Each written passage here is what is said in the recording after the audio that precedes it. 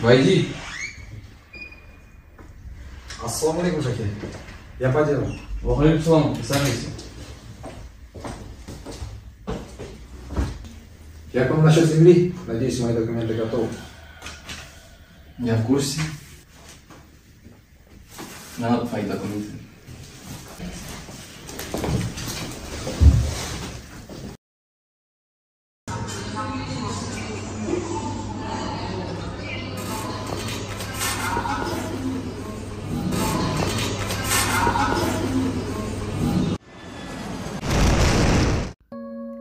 Сейчас вы видите последствия коррупции.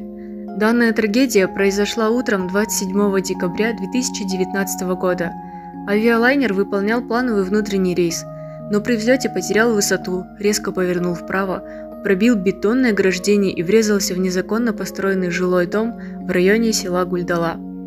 Из находившихся на его борту 98 человек погибли 15.